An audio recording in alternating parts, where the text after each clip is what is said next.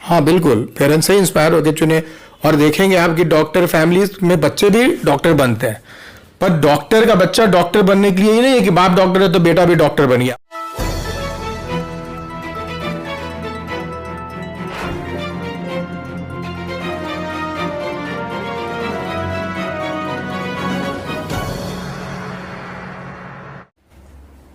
नमस्कार, मैं प्रिया राज the Infoline news से। आज हम जाने माने हस्ती के साथ मौजूद है नेत्र विशेषज्ञ डॉक्टर अमिताभ सिंह जी के साथ, और आज हम इनसे बहुत सारी जानकारियां लेंगे जो लोगों के लिए बहुत ज्यादा फायदेमंद होगा और जानकारी पूर्ण होगी। सर, स्वागत है आपका हमारे चैनल पे, द इन्फोलाइन न्यूज चैनल पे। सर धन्यवाद। सर, जैसा कि एमबीबीएस करने के बाद बहुत सारे फील्ड है, बहुत सारे स्पेशलाइजेशन कोर्स खुल जाते हैं, तो सर आप नेत्र विशेषज्ञ ही क्यों चुने? एक्चुअली एमबीबीएस करने के बाद ऐसा तो है नहीं कि आप एमबीबीएस करके जो भी बनना चाहे तुरंत बन गए। एमबीबीएस के बाद जब 1 साल इंटर्नशिप करते हैं, उसके बाद फिर से MS MMD PG entrance exam देना पड़ता है, जिसमें कि कंपटीशन बहुत टफ है, सीट्स बहुत कम हैं। कुछ क्लिनिकल ब्रांचेस हैं तो कुछ नॉन क्लिनिकल हैं, जैसे कि फार्मा, माइक्रोबायोलॉजी, पैथो, एनाटमी, और रिजर्वेशन है, बहुत तरह की बातें हैं। तो ज़रूरी नहीं है कि आप जो बनना चाहते हैं वो बन ही जाए। आजकल एमबीबीएस के बाद हर स्टूडेंट को 2-3 ब्रांच सोच के रखना होता है कि ये अब रैंक के अनुसार निर्भर करता है कि आपको क्या ब्रांच मिलेगा। और हमको तो नेत्र रोग विशेषज्ञ बनने का शौक शुरू से इसलिए भी था क्योंकि हमारे पिताजी नेत्र रोग विशेषज्ञ थे और उन्होंने इतनी साल इस जिले को या आसपास के इलाकों में इतना उन्होंने सेवा दिया, इतने मरीज देखे कि उनसे हमको प्रेरणा मिली कि हम भी एक नेत्र रोग विशेषज्ञ बने। क्योंकि किसी को रोशनी देने का, जब लोग आते हैं मोतियाबिंद है, नहीं दिख रहा है, फिर आप ऑपरेशन करते हैं, अगले दिन उनको दिखने लगता है, वो जितना खुश होते हैं, जितना आशीर्वाद देते हैं, उसमें एक अलग ही सुख की अनुभूति है। ठीक है, जो डॉक्टर जान बचाता है, मरने से बचाता है, उसका भी बहुत बड़ा रोल है, लेकिन हर चीज़ का रोल है। जैसे नेत्र, हम सब जानते हैं कि आंखें कितनी इंपॉर्टेंट है हमारी जिंदगी के लिए। जी सर। सर, जैसा कि आपने बताया कि आप अपने पिताजी डॉक्टर अवध बिहारी सिंह जी, जो कि बहुत जाने माने नेत्र विशेषज्ञ भी थी, आपकी माता भी सर एक बहुत अच्छी गायनी रह चुकी हैं, आपकी धर्म पत्नी जी भी गायनी रह चुकी है, तो क्या सर ये जनरेशन को भी बहुत ज्यादा इंपॉर्टेंस देता है कि अपने पेरेंट्स से भी लोग सीखते हैं, तो क्या आप अपने पेरेंट्स से इंस्पायर होकर इस फील्ड को चुने? हाँ बिल्कुल, पेरेंट्स से इंस्पायर होकर चुने। और देखेंगे आप कि डॉक्टर फैमिलीज में बच्चे भी डॉक्टर बनते हैं, पर डॉक्टर का बच्चा डॉक्टर बनने के लिए ही नहीं है कि बाप डॉक्टर है तो बेटा भी डॉक्टर बन गया। उसको वापस से कंपटीशन देना है, पढ़ना है, एग्जाम निकालना है। ये नहीं है कि नेता का बेटा नेता बन गया, एमपी का बेटा है इलेक्शन लड़ गया। हम लोग में वो नहीं है। लोग बोलते हैं कि क्यों डॉक्टर का बेटा डॉक्टर बन सकता है तो नेता का बेटा नेता क्यों नहीं बन सकता है? डॉक्टर के बेटा को डॉक्टर बनने के लिए पूरी पढ़ाई करनी पड़ती है, ऐसे ही नहीं बन जाता है। अब हम लोग तो अपने माँ बाप को देख के इंस्पायर्ड हुए।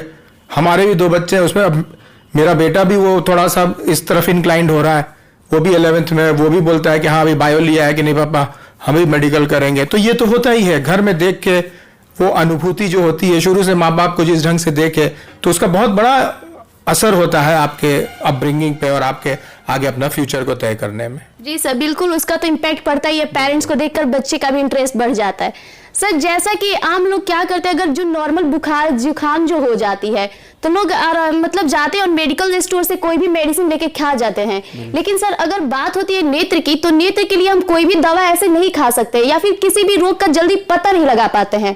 तो इस पर आपको सर लोगों का क्या सलाह देना चाहिए आपको? हम तो अपने क्लिनिक में भी लोगों को सलाह देते हैं कि आंख में कुछ हुआ, लाली हुई, किसी भी दुकान पे चले गए, दवाई लेके डाल दिए। बहुत सा ऐसा तकलीफ होता है आंख का, जिसमें जो जनरल दवाइयाँ दुकान से आप लेके डालते हैं वो और आंख खराब कर देता है।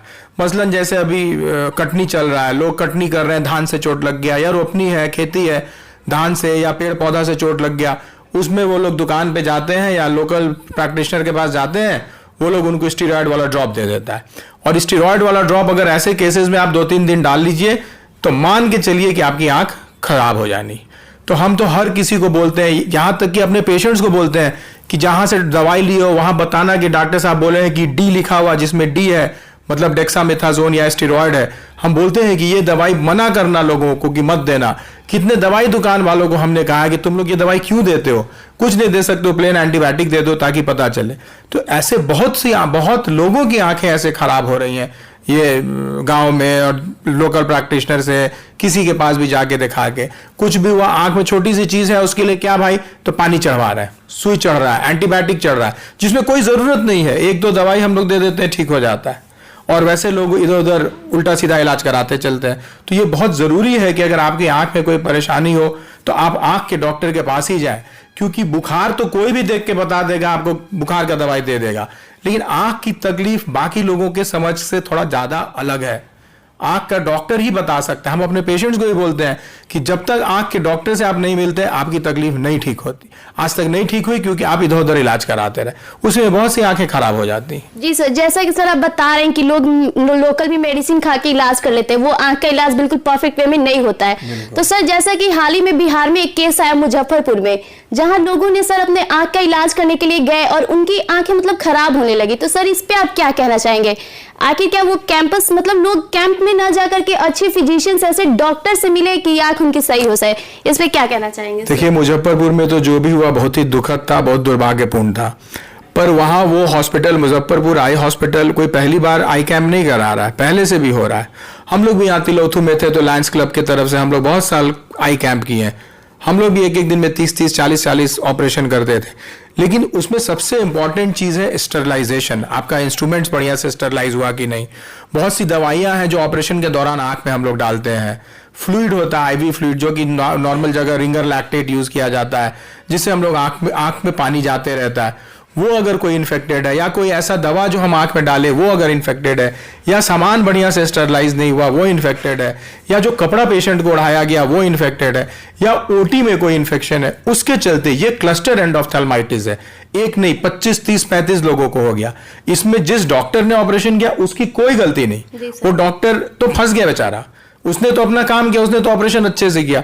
लेकिन अब सामान बढ़िया से वहां पे उन लोगों ने स्टरलाइज किया कि नहीं किया, ये हालांकि हमारे हॉस्पिटल में होता है तो हम जरूर ध्यान देते हैं। हम अपने स्टाफ को यही बोलते हैं कि कुछ भी हो जाए इन्फेक्शन नहीं होना चाहिए, यानी क्लीननेस का बहुत ज्यादा इफेक्ट पड़ता है। बहुत ज्यादा, क्योंकि आंख में और एक बार इन्फेक्शन हुआ तो उसका नाम ही है एंड ऑफ थैल्माइटिस। एंड ऑफ थैल्माइटिस का मतलब ही है कि एंड हो जाना, खत्म हो जाना।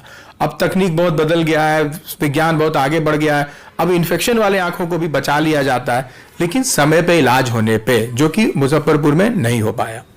अब बहुत से पेशेंट उनके पटना IGIMS में आए हैं, पटना में डॉक्टर्स के पास आए हैं, वहां उनका इलाज चल रहा है और उम्मीद है कि कुछ लोग उसमें से ठीक भी हो जाएंगे। लेकिन जो इनका खराब हो गया, जिनका आंख निकल गया, वो तो अब कुछ नहीं कर सकते। जी सर। सर जैसा कि ब्लैक फंगस आया था जिसमें बहुत लोगों की आंखें खराब हो गई थी, तो ये जो न्यू वायरस और ओमिक्रॉन आ रहा है, तो क्या इसमें भी लोगों को अपनी सुरक्षा के लिए क्या करनी चाहिए जिससे उनकी आंख पर कुछ इफेक्ट ऐसा ना पड़े? देखिए, ब्लैक फंगस कोविड के चलते नहीं हुआ। ब्लैक फंगस उनमें हुआ जो लोग बहुत स्टीरॉयड लिए, जिनको बहुत ज्यादा ऑक्सीजन चढ़ा, बहुत दिन हॉस्पिटल में रहे। वो बेसिकली सबसे ज्यादा रोल स्टीरॉयड और एक्सेस ऑक्सीजन का माना जा रहा है ब्लैक फंगस में। और कोरोना का तीसरा लहर ओमिक्रॉन तो आप देख ही रहे हैं, हर जगह अब शुरू हो रहा है। अभी न्यूज में था कोई 40 कंट्री में पहुंच गया, हमारे यहाँ 4-5 केस आ गए। तो ये धीरे धीरे थर्ड वेव तो अब आना ही है। किस स्केल पे आएगा ये तो हम लोग पे निर्भर करता है। मास्क लगाएं, सोशल डिस्टेंसिंग फॉलो करें, हाथ धोएं। सबसे इंपॉर्टेंट है कि मास्क लगाइए, क्योंकि बाकी छूने से हो गया, इससे हो गया, उससे हो गया, ये चांसेस बहुत कम है। खांसी से, सांस से, थूक से, बोली से, इससे ही होना है। तो उससे बचने का सिर्फ एक और एक उपाय है, मास्क लगाना, हाथ धोना, आंख नहीं छूना, मुंह नहीं छूना, नाक नहीं छूना, यही बस उपाय है। इसको संभालना। कपड़ा भी बहुत जरूरी है, एक ही कपड़ा को रोज मत पहनिए। आप बाहर गए, कहीं वायरस पड़ा, कुछ हुआ, आप वही कपड़ा लाए, खोले, अलमारी में टांग दिए, अगले दिन पहने, हो सकता है वायरस उसमें जिंदा हो, पहनते समय आप सांस ले, अंदर चला जाए। तो ये सब चीज भी बहुत इंपॉर्टेंट है। आपको अपना कपड़ा, अपना आउटफिट का भी ध्यान रखना है। जी सर, जैसे कि मास्क और सैनिटाइजर का उपयोग करने से लोग इस चीज को बचा सकते हैं खुद को। सर जैसा कि न्यू जनरेशन जो है सर, इसमें बच्चे जो है काफी ज्यादा इफेक्टेड है, मोबाइल यूज कर रहे हैं, उनको मतलब कुछ भी गेम भी देखना है तो हर टाइम पे मोबाइल यूज करें। तो इससे सर नहीं लगता है कि बच्चों पे बहुत ज्यादा इफेक्ट पड़ेगा, उनकी आंखों पर बहुत ज्यादा असर हो रहा है? इससे आप पेरेंट्स को क्या एडवाइस देंगे कि अपने बच्चों को मोबाइल से दूर रखें, आखिर कैसे सर? देखिए, अब आज का तो जो जमाना है, ऐसा कह सकते हैं कि मोबाइल भी अब एक नेसेसिटी हो गया है। खास करके जो पिछला 2 साल जो कोरोना में जो लॉकडाउन रहा 2020-21, तो सारे बच्चों की पढ़ाई ऑनलाइन होने लगी। तो मोबाइल और लैपटॉप, मोबाइल से जो इन लोग से जो हानिकारक ब्लू रेज निकलते हैं वो आंख के लिए तो खराब है ही।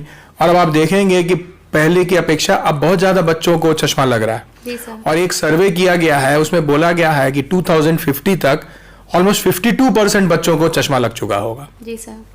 तो उसका एक बहुत बड़ा रोल है एक्सेसिव मोबाइल और लैपटॉप यूज। अगर आपको यूज करना है, जरूरी है। बच्चों में तो अब 2.5 साल 3 साल का पेरेंट्स आता है, बोलता है बहुत मोबाइल देखता है, पानी आता है मोबाइल देखता है, तो हम यही कहते हैं कि 2.5 साल के बच्चे को आप मोबाइल देखने क्यों देते हैं? बिल्कुल सर। तो बच्चों को मोबाइल तो जितना जरूरी है पढ़ाई लिखाई के लिए, जहां आवश्यक है वहां इस्तेमाल करना है, उसके अलावा इस्तेमाल नहीं करना चाहिए। एंटी रिफ्लेक्शन ग्लासेस आता है जो कि ब्लू रेज से प्रोटेक्ट करता है, जो हानिकारक रेज हैं उनको, उनसे आंखों को बचाता है, वो चश्मा यूज करना चाहिए। अगर आपको आंख नहीं भी खराब है, पावर नहीं भी है, और बच्चों का आंख नियमित जांच कराएं ताकि पता चले आपको कि उनकी आंखों की रोशनी ठीक है कि नहीं। रोशनी खराब है तो उनको चश्मा लगाएं, क्योंकि बहुत बार ऐसा होता है कि बचपन में आंख खराब हो गई, पता चलते चलते बहुत देर हो गया, और उसके बाद हम लोग चश्मा भी देते हैं तो बच्चे की रोशनी नहीं बढ़ती है, और बहुत दुख के साथ हम लोग को उन लोगों को बताना पड़ता है कि अब इसकी रोशनी नहीं बढ़ेगी। तो अब हमेशा रेगुलर चेकअप कराएं। बच्चों को बहुत ज्यादा मोबाइल मत यूज करने दें। कंप्यूटर लैपटॉप फिर भी करें, मोबाइल से तो खास करके बचाना है बच्चों को। जी सर, बिल्कुल सर। सर, आप अपनी रोजमर्रा की जिंदगी में बहुत सारे पेशेंट से मिलते होंगे, तो सर ज्यादा मतलब केसेस किस चीज के आते हैं नेत्रहीन से रिलेटेड?